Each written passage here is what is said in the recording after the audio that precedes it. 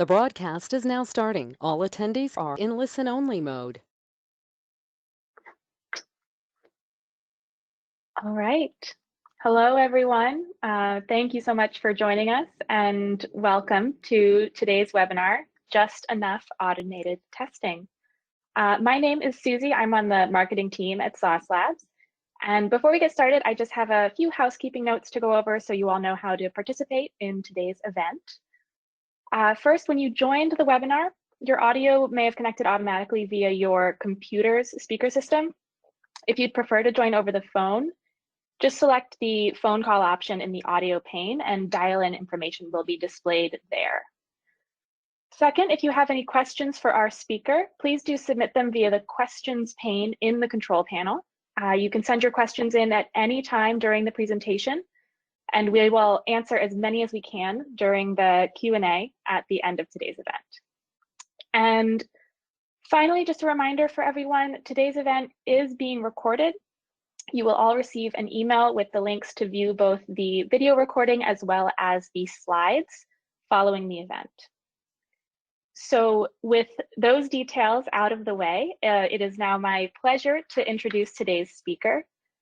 Kate Green is a software engineer with experience in full stack, front end, and test automation.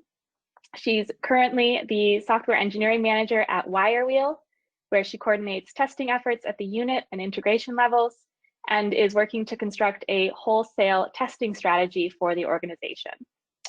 Kate brings a wealth of experience and expertise to this conversation about evaluating your current testing situation and developing a testing strategy.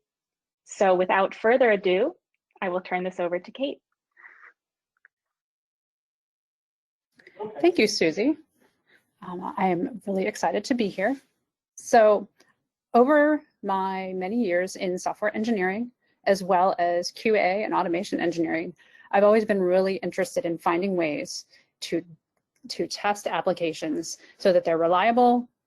And also, we always have so much to test and not enough time to do everything. So I'm also thinking about the places to apply testing so that we can get it done, so that it's in the right places across our applications, our systems.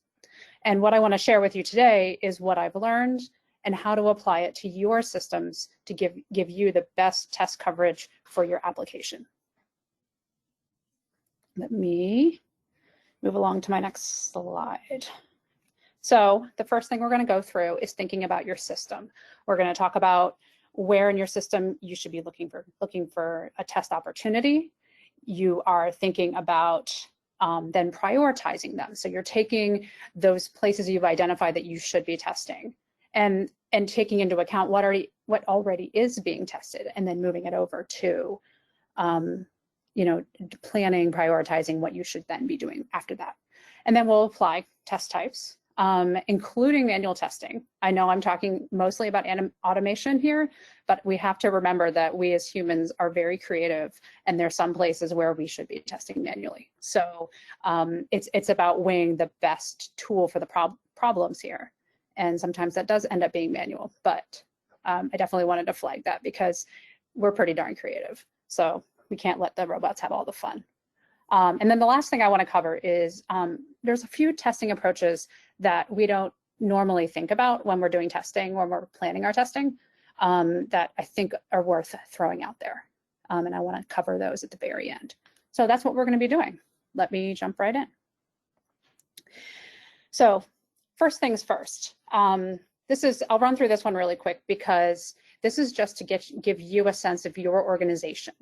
The first thing to consider is if you're in a small organization, this is for your whole company. But if you're in a really large organization, some places may be more risk averse than others. So here's the place to start to think about what you should expect, how much you should be pushing for more testing, because I know all of us as engineers want to test everything. We want to get in and get all the spots, but we need to think about that. So let's think. So in a higher risk tolerance area, an industry like social media is probably on the higher risk tolerance. They're willing to accept more bugs, probably less so than 15 years ago. But any kind of new emerging technology usually is gonna want to be experimenting and accepting a few more bugs. On the lower side, you have finance, airplanes, yeah, things where there's actual lives at stake. So thinking about that, think about that one. So let's say where I am right now, we're probably, edging more towards being careful because Wirewell is a data privacy company.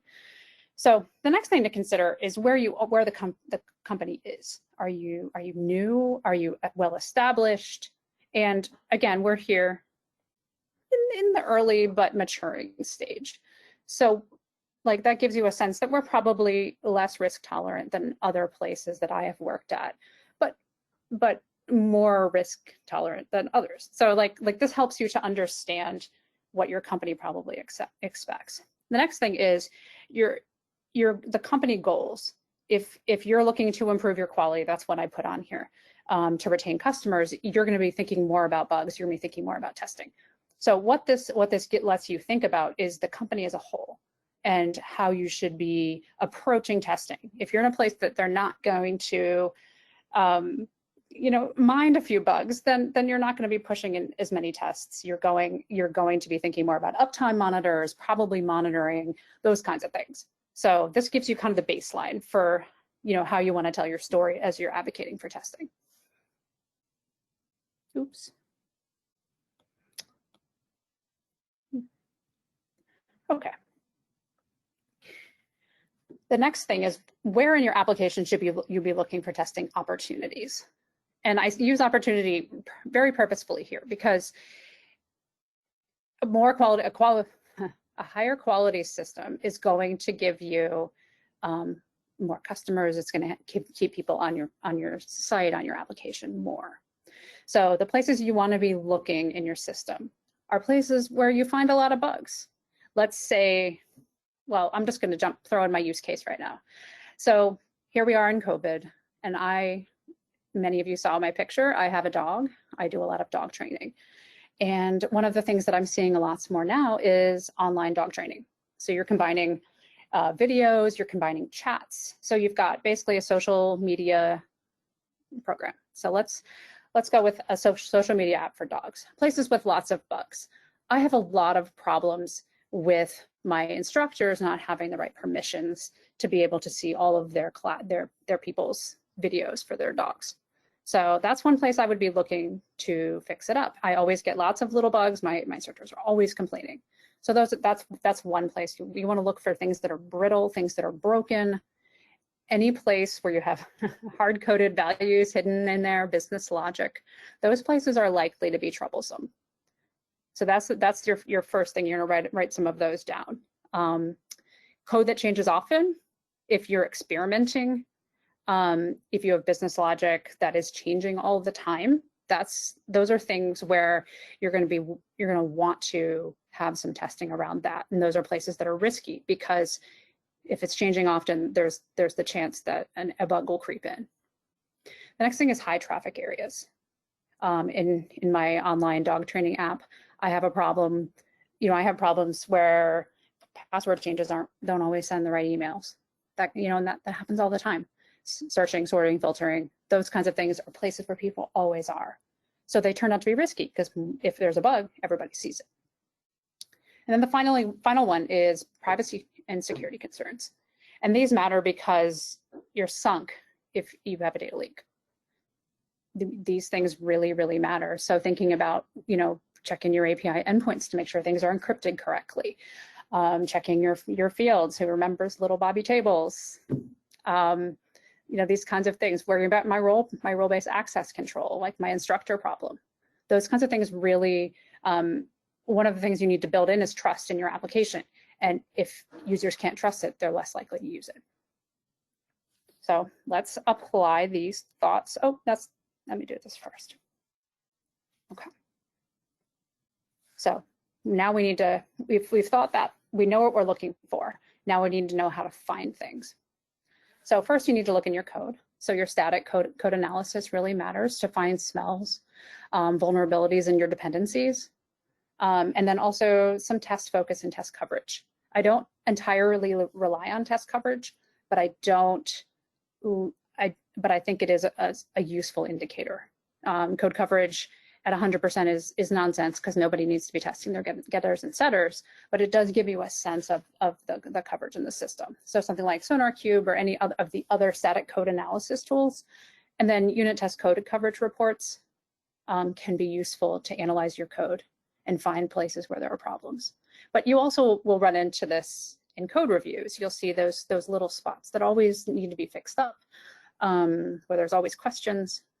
So there's other ways to find it, but these are some automated ways we can get to it. Analyzing your bugs is one I don't see a lot of tools for, but I think there's a lot you can discover in the patterns in your bugs. One is understanding your current test foci, like knowing where your manual testers, knowing where your automation is currently looking. So that can help you to figure out like are you missing something in your use cases, your test cases. And then the other thing is seeing themes in your bugs. If you're getting a lot of bugs in your chat program, and your my dog trainers can't talk to their people, it's no good. So finding those themes in the bugs is one way to help you to figure out where to focus. Next, we want to be looking where users are always going. So if we're always in the chat's broken, that's going to be a bigger problem than something small in my checkout, the part of my checkout where my people buy their training. And so for traffic, you're looking for a business analytics software, something like Mixpanel, those kinds of things where you can actually track traffic, but also monitoring to check if your APIs, check what is being used the most. That'll help you to find the places where you should be focusing your tests. And finally, customer feedback. Doing user research and understanding your users will always help. I mean, how many times did you run into a bug where you're like, I can't believe the user ever did it that way? Well, yeah, users are all of us, and we always see something strange, and you're surprised.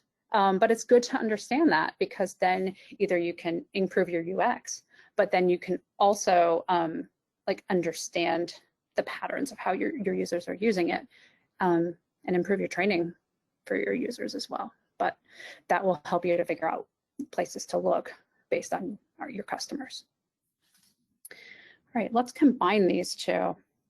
And this is the part where I leave this blank, and I'm going to fill it out for my dog training application. But this is where I would like for you yourself after would be able to apply these two last two slides to be able to add, to be able to focus for yourself.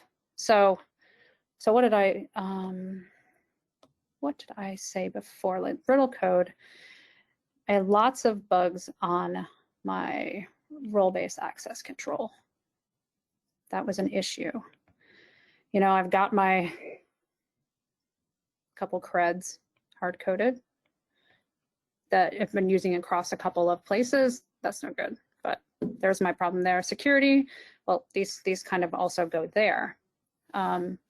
In terms of code that changes really often, I've got some YouTube uploaders, some iCloud video uploaders that I'm constantly experimenting with to try to make it easier, because my customers are usually older women who don't really get tech. So I'm always trying to make it easier for them. So I'm always updating this code. So my video uploading is a problem, or could be a problem, because it's always being changed. In terms of high traffic areas, my chat section is very busy. So I want to make sure that my chat and my login and registration all work. So those are the places that people are all the time. I guess my checkout too. I'm not, in my website here, my application here, I'm not actually handling credit card information, so I don't have to flag that in my privacy and security area. But I do have a checkout page that interacts with Square. So that's how I would fill this out. And what this gets me is a list of things, and perhaps some things that happen twice. You saw I kind of flagged them in both areas. This kind of gives me some idea about where I should be focusing my testing. So let me erase this and move to my next one. And we can do some prioritization. So our next step is to apply 2 scales of 10. First one is severity. How risky is that area? So for me, my users need to be able to work with their instructors. That seems pretty high to me. Whereas, you know, my checkout issues might be a little bit lower, maybe not. But, you know, so what we're looking at is a 1 to 10 to give us an idea of how much of a big deal that is. So I've got my RBAC issues. I've got my my video issues, my video uploaders, and I've got a couple of others. But what I'm going to do here is I'm going to say my RBAC stuff is a problem because it's very commonly used. So like I'm going to give that an 8. And my video uploader, well, they already don't know how to use it, so call it a little lower. And then I say simplicity, and what I really mean is complexity. But I'm flipping the numbers because if you say high complexity, it's so let's just use simplicity and I'll explain it in a sec. So how simple is a problem to answer? How straightforward is it? So how straightforward is it to fix my RBAC? It's not. It's like an 8. And my video uploader, a 2.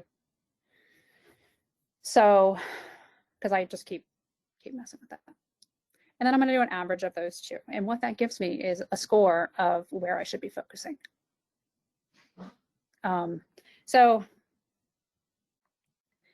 for here on the simplicity, this is actually, I should actually flip these. And this is a 2 and an 8. And what that gets me, I'm just going to undo this. Okay.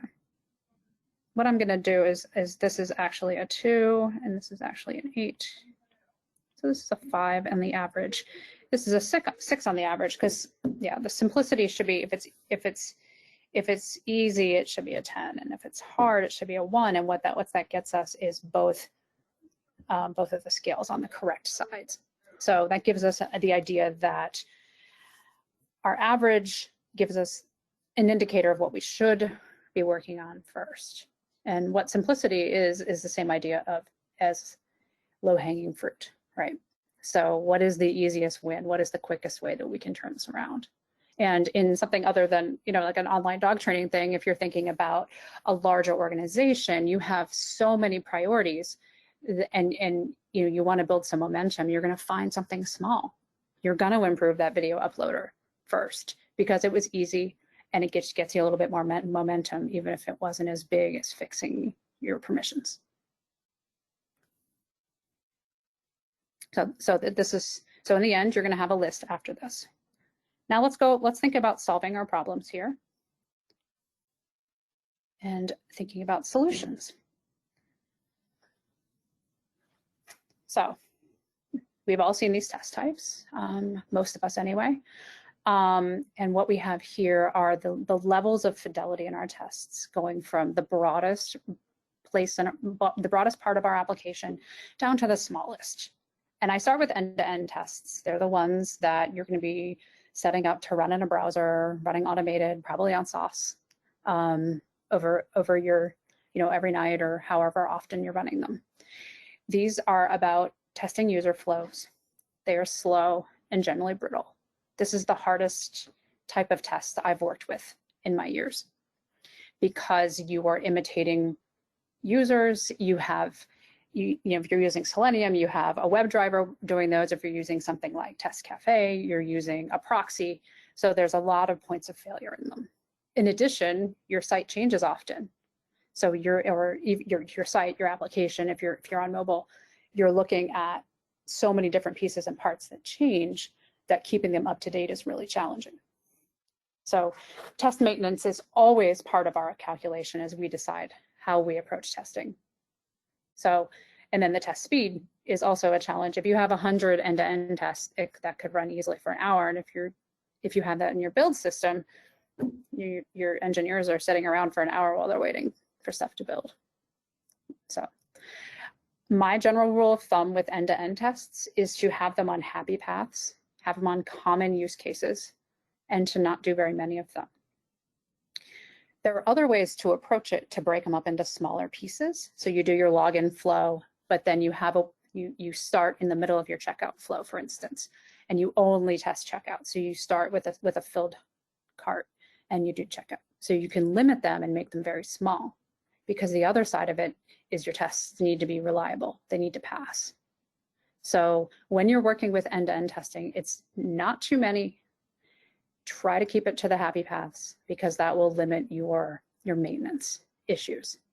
Now, in my application, I'm not sure I would want to apply any end-to-end testing to start. What I would want to do instead is have some uptime monitors on it, because again, it's not a high-risk application. It's very much on the far end of high-risk tolerance. You know, this is my side project, but it's pretty popular since we're all home anyway. So that's end-to-end testing.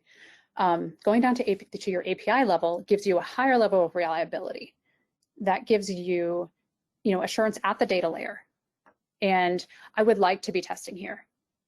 This is one of my favorite places to be looking for test opportunities, because it's testing at the same place where any client will be hitting it, whether it's a mobile application, an application, even customers using a public API.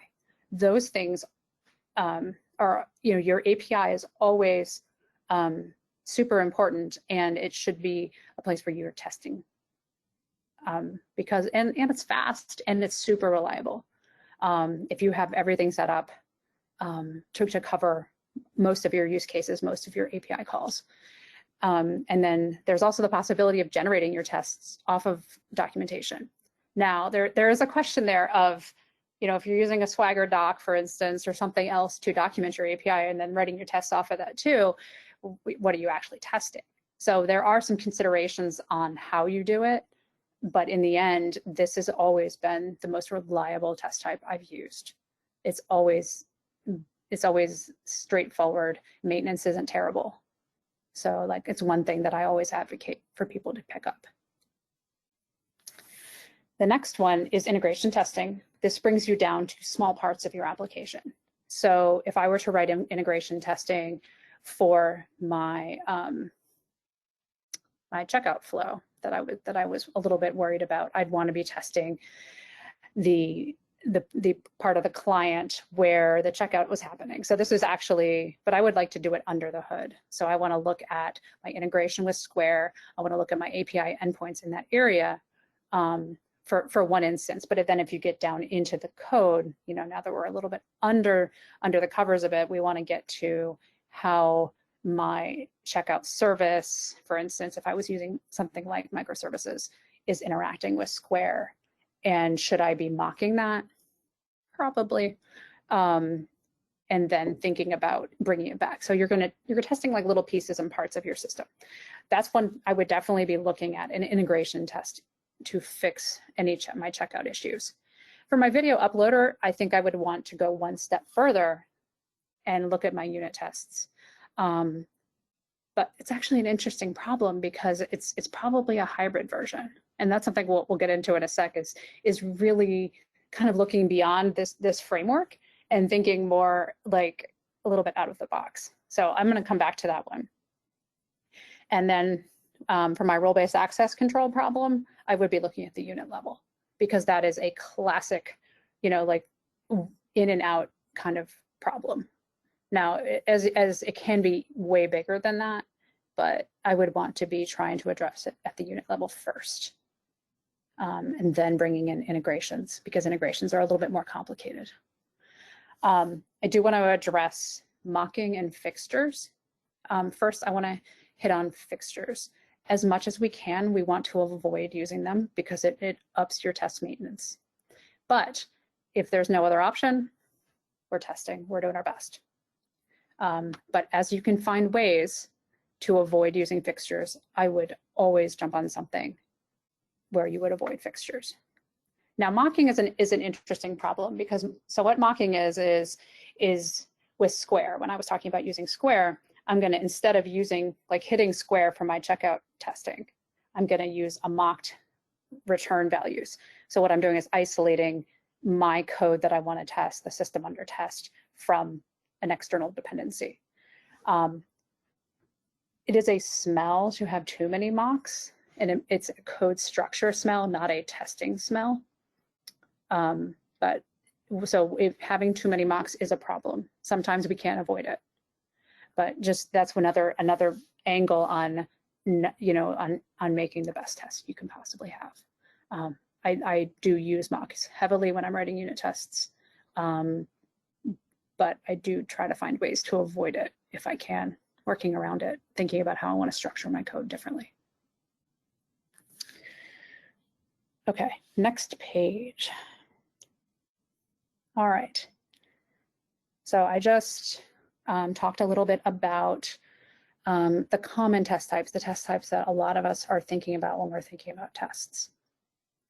I want to chat about some novel approaches. These are all things I've discovered over the years, ways to test that don't, that are just different enough that they actually make testing more robust. The first one, I put it at the top, and I already talked about it.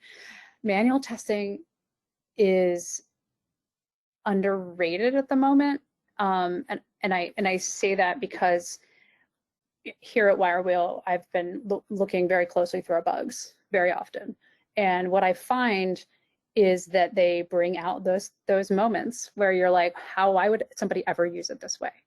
But the truth is that they do.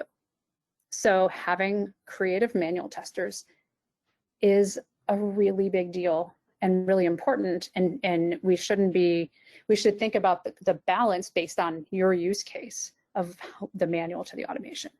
Because if we overload on our end-to-end tests, for instance, we have somebody maintaining that, and if it's the wrong balance, you're losing out on that creative exploratory testing time. And I mean, it's not necessarily the same person, but you should still be thinking about the balance and how you're best using your humans, which the balance is definitely about robots and humans and who does what best. Okay, so let's jump back down into unit testing. This property-based testing is about applying multiple inputs to a problem. So what you're doing is doing, you know, tens to hundreds of thousands of inputs. You've got formulas, mathematical stuff. This works amazing. I've used it on an authorization app I've built. I've brought it in for like APR calculations. I've done it in a lot of different ways. And I've also done it for some text-based, like ASCII codes and stuff. And what it helps you to find are like kind of the edge cases, but what it also helps you do is avoid fixtures. So if you're able to throw in like a random input instead of having a single input, it broadens the test coverage, not the test coverage, like the test, yeah, we'll just use coverage. So it's a little bit hard to get your head around in the beginning, because what you're getting is you're getting into the idea of using regular expressions, or if you're getting really complicated, but you're also looking at numerical, alphabetical, how long should it be, you know, how long should the input be, you know, and then getting bigger or getting smaller. So there's a lot of options there, but it's a really powerful way to increase how much testing you're doing without increasing maintenance costs. So the next one is also at the unit level. And mutation testing is really interesting because it turns testing a little bit on its head. You have a unit test suite and you have your code base. And what mutation testing does is it tests the unit tests. So it takes your code base, the system under test, and it mutates it just a little bit every time. And just like with property-based testing, it runs it multiple times over and over again. So it might take your return true, return this value, and turn it into return true. Or if you have an if statement, you know, if x equals 16, it may say if true. So it messes with your code base and it creates mutants, and then it runs your unit tests on it. And this isn't the kind of thing you can put really under automation fully. You'll still have to go through the results, but what it does is it tells you what your unit tests catch and what it doesn't. And it's in the past, I've used it, I've used Striker for JavaScript because I'm a JavaScripter. That's the name of it. And I just love it. You know, like it helps me to totally catch everything that I'm missing. And it is a little bit slow to work through the reports, but it's really, really useful for proving how your unit tests are running. So the next one is at the API testing level. And in consumer-driven contract testing is the idea of testing both the request and the response. So, and it's based in the consumer. So your client, you know, your customers on your public API would be where this testing would originate. And you would be building the code for both sides, but it would live in the consumer's code base. So if you have API requests and you would start it at the place that is making the request. And then it hits a broker, which is, I'm thinking about Pact, is the big one here. And they're all about having this thing in the middle. And what it does is it verifies, first it hits the middle of it and verifies the request is correct. All of the right parameters are there, everything is good. Then it hits the server, grabs the response back, verifies the responses are correct. And then that's the test. So it's testing both sides of it. So this gives you more coverage than traditional API testing because it then hits the requests as well as the responses. And then you can add different, like if you're looking to test your 400 errors, your 500 errors, you would send in expected wrong parameters and make sure that they come back. So you're able to test like more of the expected responses than I would necessarily do with traditional API testing. So I really, really enjoyed that as a way to increase how good your API tests are. And the last one is the idea that maybe it shouldn't be a test. Monitoring gives you a lot of the same things that end-to-end tests give you. If you're looking at API endpoints, you're going to catch 500 errors, increases in response time, latency, all of these things that can tell you when something's wrong before your tests will probably find it.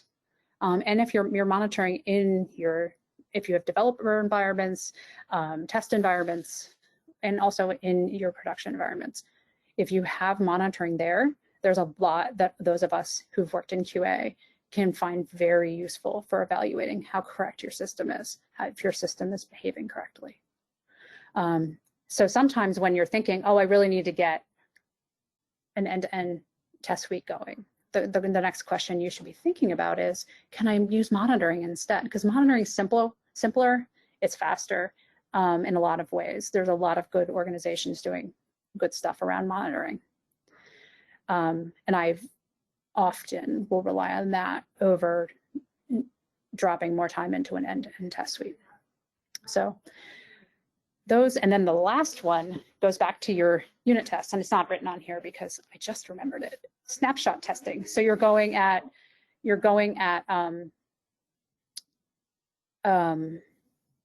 this goes to visual testing, like at your component level. So if you're using React or Vue, you're going to be testing that your component renders in the correct way, and then you take a snapshot when it's correct. And then you can run this test again, and if it changes, it'll fail. So what you're getting at is it's not a visual rendering of the component, it's actually the code, but it will tell you if the code changes based on how the changes you've made. This kind of testing is actually useful in other places, but it works really well at the component level for any sort of front-end work that you're doing. So that one isn't on here. Let me write it on here for you. So snapshot testing. And okay, so now I'm going to go back to my use case. And would I want to apply something like this or something slightly different? So let's talk about that video uploader. So what I want to do is have something where my users can upload it in a way that they're going to use. So how would I do that? Okay. Right now my problem is that everybody doesn't know how to use it. very well. And so I'm just going to reason through this problem really quick and think about how I would want to be testing this. But the real problem is that when they use it correctly, it's not uploading right. So that sounds like a unit test problem to me. And because I'm supporting both iCloud and I'm supporting YouTube uploads, and they have two different URL structures, that sounds like it's even a problem for property-based testing, because those URLs are probably usually randomized. They're usually an expected like shape. So I can check to make sure that my system is taking in a proper URL and doing the right thing to get it uploaded into my system. So that sounds like what I would want to be doing to fix that problem. And I might have to admit to my users that it's on my end and not them. So, so that's one thing. And that's actually the biggest thing. I want to wrap it up and go back all the way from the beginning. So we're going to take our testing problems, think about and prioritize our efforts. Then I want to take in our testing, the ways that we can test, and apply it to our priorities. What this gets us is a story to tell, so that we can advocate for the time, the effort that's needed in order to increase the quality of our application. So, and then that helps you then to be ready when someone unexpectedly tells you that you have a little bit of extra time. Oh, we can totally go work on fixing that video uploader. And that's what you really want, because we don't get a lot of time to do this kind of thing. But when it comes up, we should take advantage of it. And having a plan like this has helped me so many times to be able to quickly move on to the next thing. Or, oh, look, you're getting an intern this summer. Done, I've got 6 things they could do. And that's really, really useful. And it also means that you're going to be able to point to a lot of wins after you're able to cross something off as you go. So thank you. This has been lots of fun. I'm looking forward to hearing from you about what you found, how it applied for you, and if you have any improvements.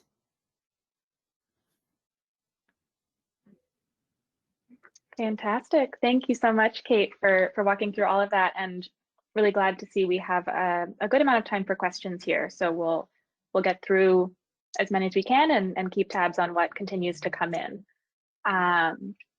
So I will just say, on a personal level, I was really enjoying your example of the dog training site. As a dog owner myself, I'm sitting over here thinking, oh, I'll have to go check that out later. So that was a fun connection.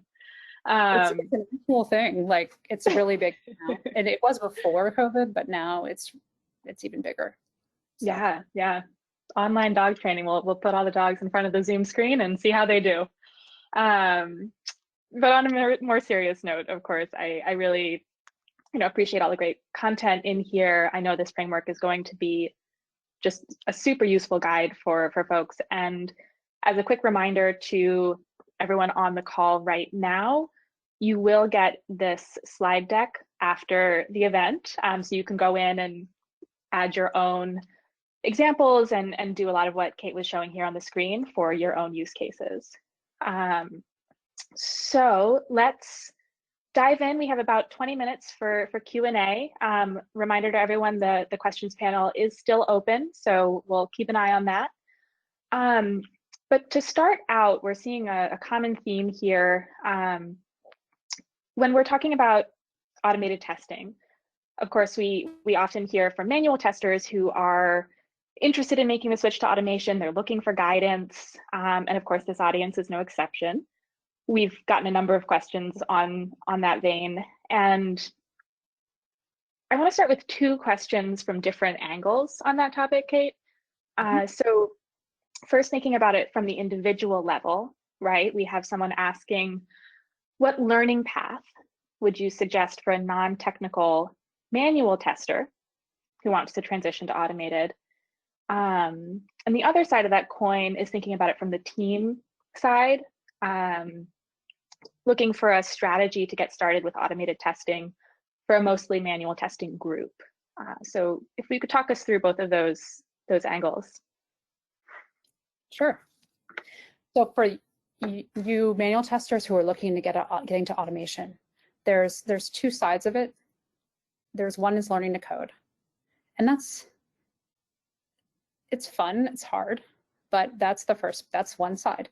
The other side is taking your procedural knowledge of the system you're testing now and really understanding it and starting to think about each piece and part and how you would ask a computer to do it, which is building up your testing knowledge and then as you start to learn to code, you can then think about how you would break it up. And then the other thing I would suggest for someone getting into automation is usually places who have automation already have the code out there for you to be able to see. And if you have a use case that has been recently automated by somebody else, going in and looking at the code, seeing if you can play around with it and change it and break it, but then change the whole flow and see how that works. So being able to go in and experiment with existing automation is a really cool way to help you. And all of us, when we've got started, we made a mess and it was fun. And when we got it working, it was the best. And that's kind of the way to go. But the part that I think is underrated, and one of the things about manual testers is that you think so discreetly about how to break it, but you don't realize you're doing it. So starting to think about how you build your test cases, what you're looking for. Oh, when I get to the checkout flow, I always try 6 different things in this way, but then, hey, I just thought of this. And what that gets you is the thinking that's required to then get into automation. And code is a way of expressing your thoughts.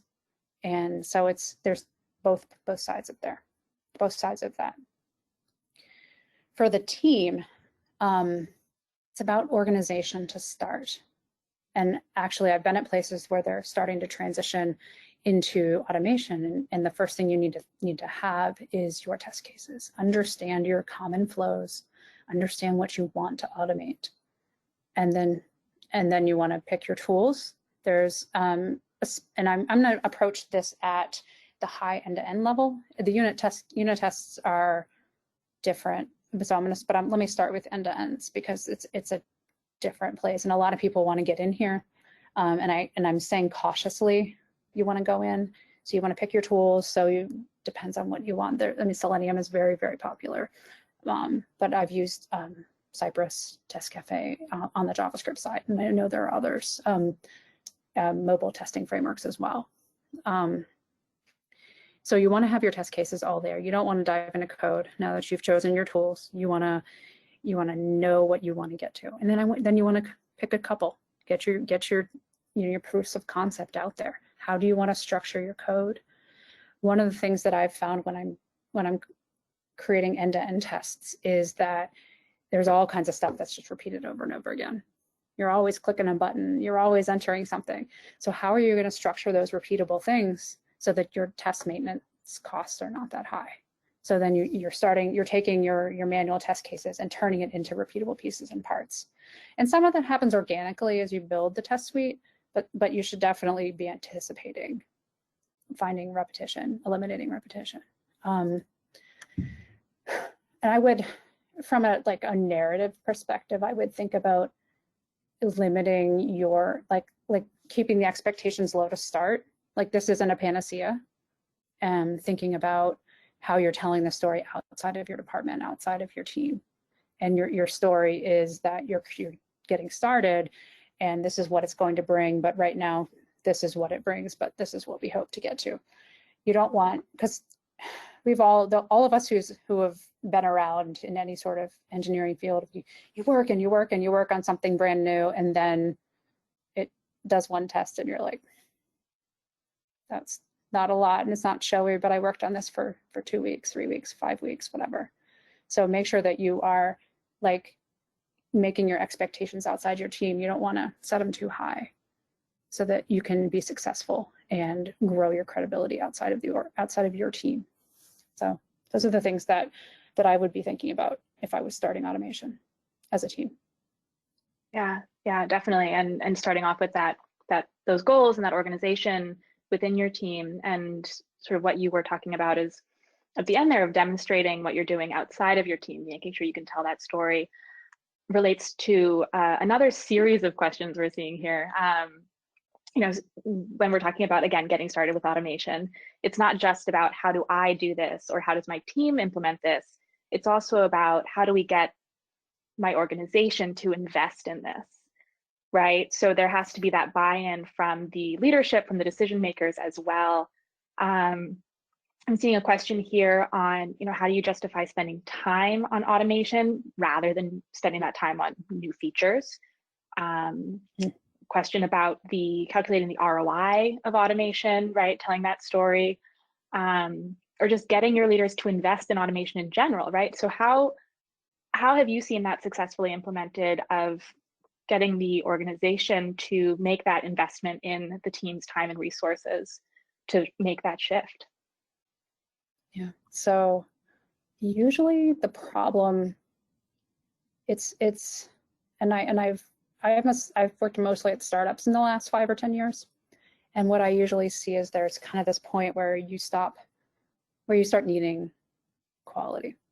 And that's the point where, like, and what helps you then is is there's something that happened on the outside that helps you to tell your story, helps you to advocate for your testing, helps you to advocate for bringing out the quality. So there's a bit of an external factor, but what you're looking at is what quality buys you. Increasing your quality buys you is you're increasing your customer base, retaining your customers. So that's part of the story, is thinking about, it's not just new features, it's improving the existing ones. So it's about growing up, I guess is the right way to say it. It's about maturing. So you're thinking about the problem from the idea of it can't all be new. It also has to be good. And in the early stages at startups, I've seen, you know, you're just trying to find a market, but at some point, hopefully you find the market, and then you need to make your stuff better than everybody else's so that you can succeed. So it feels more external. Most of my experience has been where the impetus comes from outside of me, but a lot of it is about framing external actions, external incidents to help you to explain why you should be paying for this testing rather than, you know, building something new. Yeah, absolutely. I think it's interesting here as well. On the flip side of that question, how do we get the organization to invest? We have a question from William asking, how do we push back on an organization that wants to automate everything, right? So 100% automation is the battle cry. How do you push back against that? And to your point of finding the right amount of automated testing and finding that balance. Well, there's the maintenance costs are a big part of it. They're going to find, if your organization, well, first of all, sounds like a fun place to work if they're willing to invest that much in testing. And I would want to be asking how risk averse they are, or are they just very excited for an automation as a, I won't say buzzword, but as a fad, and what are the actual returns. So I know that like monitoring your testing, judging its success is a big part of this. And at some point there really are diminishing returns on automation. Your maintenance costs skyrocket the more tests you have. If you have 150, 200 end-to-end tests, that's, you know, depending on the size of your application, that's multiple engineers every day. And then what about the bugs that come in? Are they reliable? So that's another thing, is testing, or not testing, but demonstrating the reliability of your tests. So once you get above a certain point, like, it's really hard to be reliable. So that's another thing, another way to push back on is it really reliable, or are we wasting time debugging things that don't matter? But the biggest thing is maintenance costs. Maintenance costs and effectiveness are going to be your biggest ones. And I hardly ever hear this, so it heartens me, but it also makes me full of caution. That's pretty cool. But you do have a bit of a the opposite problem as most of us. Reining folks in instead of pushing them forward. Yeah. Like, hold on. We have some interest here, Kate, in specific tools too, right? People want to know like where to start, how to, what to get their hands on first to jump in on this. Question here from Harrison asking what tools you use to keep track of your test cases, both for verifying tests that need to be run manually, as well as keeping track of your test cases that have already been automated. So when I'm writing test automation, like end-to-end test cases, a lot of my documentation is in the tests. So that's often how I'm doing it. But with the people who are actually managing test cases on my teams, I've seen Jira's X-ray or not. It's X-ray inside of Jira. That's one that I've used. TestRail, which I don't love. Their API is especially fraught. Those are the main ones that I've used, and I often am big on just having a spreadsheet. I'm kind of manual and a little bit on it. But if it became a vast problem, I would be looking at something like TestRail, or just rolling my own if it really got to that point. Mm-hmm. Yeah, and that relates to some questions here around coverage, I think, too, right? So we have someone asking about what tools or methods you would recommend for measuring your test coverage with your automated testing. And then another question along those lines of just how do you ensure that you have enough coverage, right? As you're automating your tests, you're maybe following this framework to prioritize. How do you make sure that you do have enough test coverage? Okay. So at the lower levels, like in the unit test side, the level of test coverage, 80% is about my max for unit tests. I don't love that for more risk tolerant organizations. If your team is in a very new part of the code and you're going to be changing it a lot, you might want to be down as low as 40 or 50. The other thing is that code coverage isn't, you can write really bad tests and have them passed and say it's covered. It's really about the quality of the test. So that's one way to think about it. The other one is to look at something like the mutation testing and see how well the tests are doing. So it's kind of like using both of them hand in hand is one way to do it at the low levels. At the higher levels, I'm thinking like end-to-end testing, user flows, those kinds of things. You want to be working with your product organization or whoever your stakeholders are to think about what you should be testing at higher levels. Usually these things come more from customer focused sides of the house. Like I know we're supposed to be customer focused as engineers, but often we're not as deep into that as our salespeople or whoever, product managers, whoever you're working with as stakeholders. Those are the people who should be keeping an eye on those. And again, it could be test case management software, something like X-ray or TestRail, to keep track of those. But at the unit test level, I wouldn't document my test cases as much. Sure. Yeah. So thinking about applying some of these tools, applying this framework, Kate, I know you and I talked about this a little bit in advance of this webinar, but the question has come up again around testing for mobile, right? Not just for your desktop applications, also your mobile applications.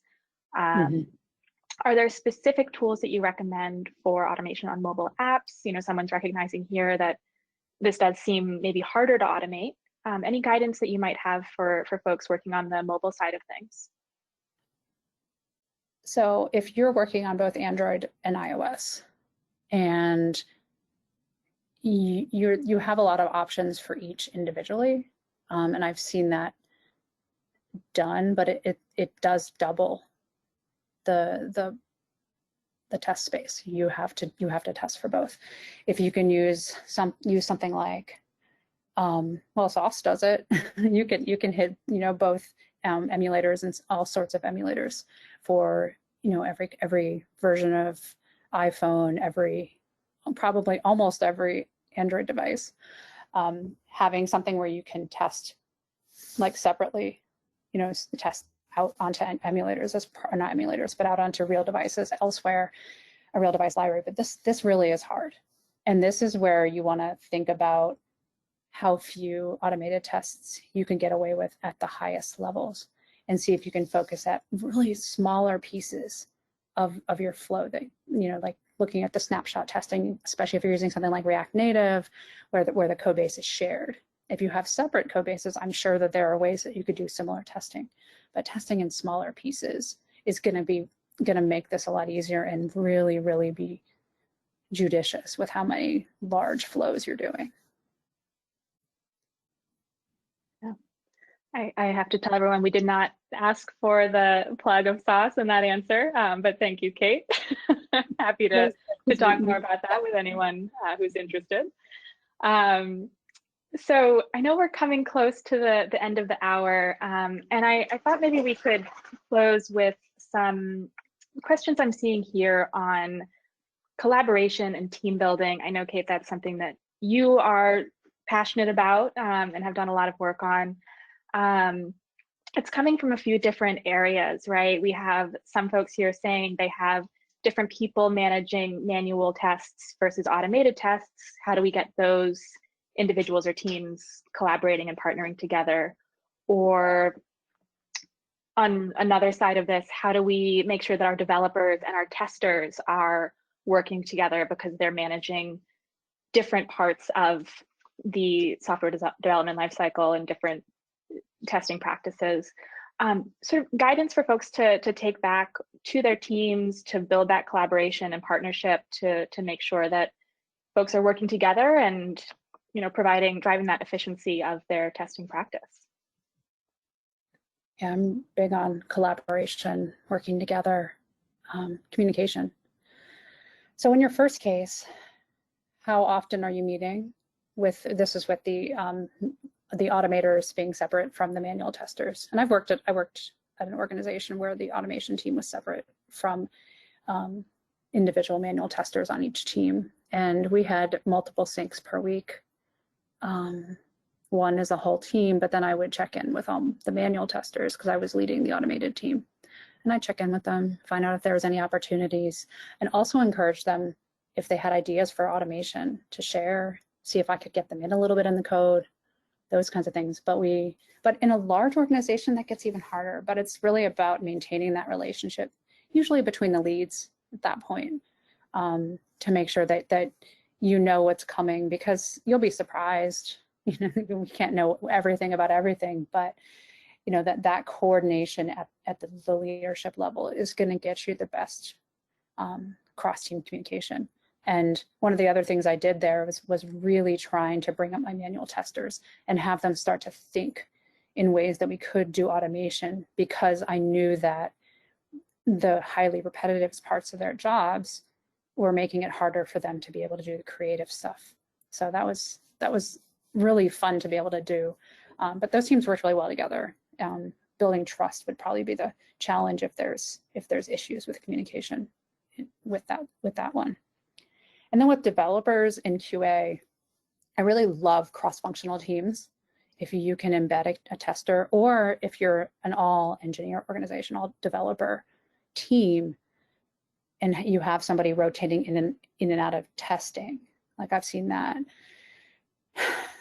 That's the second case is harder, because then who's testing changes a lot. But if you have a tester built in with the team, how you want to rethink of testing at that point. And your testing person, if you can get them on there, if they're a testing person, their job is to be like the test advocate, the quality advocate is probably the even better way to say it. And their job and your engineer's job, your software engineer's jobs, are both working towards the same goal, but from totally different angles. So integrating them early and often, and letting them be not the only person who writes the test, but their job is focused on how do we ensure quality on this. So that means advising them, like, I really don't think I can test this in a manual way that isn't, I'll catch all the use cases. Can we write some unit tests on this? This is really a unit test problem. Or say, yes, actually, don't waste your time on that, because I'm working on that on the API side. Or however you want to do it. But that like having your QA and testing people in early and often is the big way to make that work. And having them perfect all the way embedded would be the best. But if you have people coming, make sure that you're at enough meetings, working with the product or product people or stakeholders to understand the requirements as early as possible, a week, 2 weeks, whatever. Yeah, it's coming back to communication on both sides. Yeah, absolutely. And whatever that looks like these days, right? Whether it's more virtual meetings, more Slack conversations, more whatever it is, but finding ways to maintain that communication and that open dialogue between teams. Yeah. Kate, we have so many more questions here, and I want to apologize to anyone who submitted a question we did not have time for. I've been watching all of those come in and appreciate everyone's interest and curiosity today. Unfortunately, that is all the time that we have for today, though. So I want to say, Kate, thank you again for the wonderful presentation, for sharing this out. And of course, thank you to everyone who attended, who asked questions, who participated today. Really appreciate your time. Just briefly before we close, 2 quick notes for everyone. When you exit the webinar, you will see a really quick survey about the presentation. We'd really appreciate it if you could fill that out, share your feedback with us. And once again, you will be receiving an email from Sauce Labs within the next day or 2 here with the links to both the recording of this webinar as well as the slide deck that Kate shared. So with that, on behalf of Sauce Labs, on behalf of Kate, thank you all for joining us, and I hope you all enjoy the rest of your day. Thank you.